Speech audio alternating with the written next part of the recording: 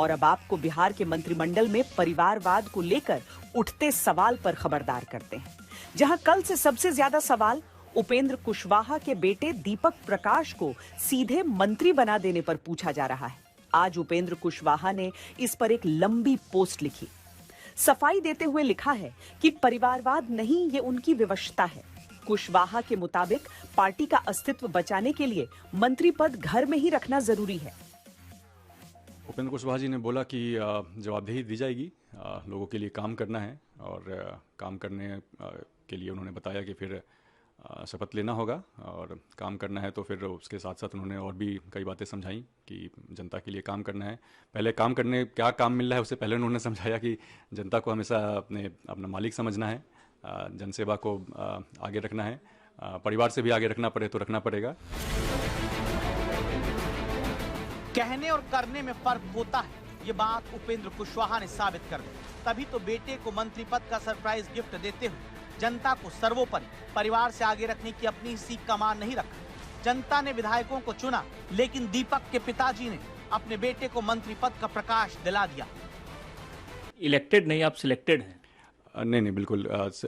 अभी जैसे पार्टी ने चुनाव किया है तो उसके लिए तो ठीक सही बात है, लेकिन नेता का फैसला है।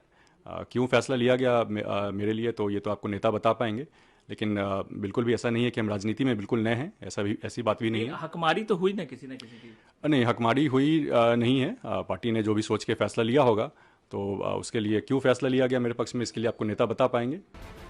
उपेंद्र कुशवाहा बेटे को कुछ भी कहे, लेकिन सवाल तो यही है कि पुत्र मुंह में वो क्या जनता का तिरस्कार नहीं कर रहे, जिसने बड़ी उम्मीदों से उनकी पार्टी के 4 विधायकों को विधानसभा भेजा, जिसमें उपेंद्र कुशवाहा की पत्नी भी शामिल है। लेकिन उपेंद्र कुशवाहा मानो बहुत कुछ सियासत में अपने परिवार के लिए ही चाहते हैं, इसीलिए पुत्र मोह में जाने अनजाने परिवार को जनता से आगे कर बैठे। और जो बेटा विधायक MLC अब तक नहीं है, उसका ओहदा जनता से चुने विधायकों से ऊपर कर दिया। पापा को बचपन से देखते आ रहे हैं काम करते हुए, तो एक झुकाव तो था, लेकिन इस तरीके का झुकाव नहीं था कि ज्वाइन करना है पॉलिटिक्स।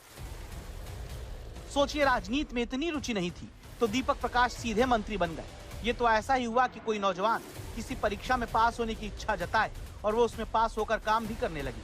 असल जिंदगी में ये सब कुछ असंभव है, लेकिन अगर किसी के पिताजी की पार्टी हो तो बेटे को सीधे मंत्री बनाने का चमत्कार हो सकता है।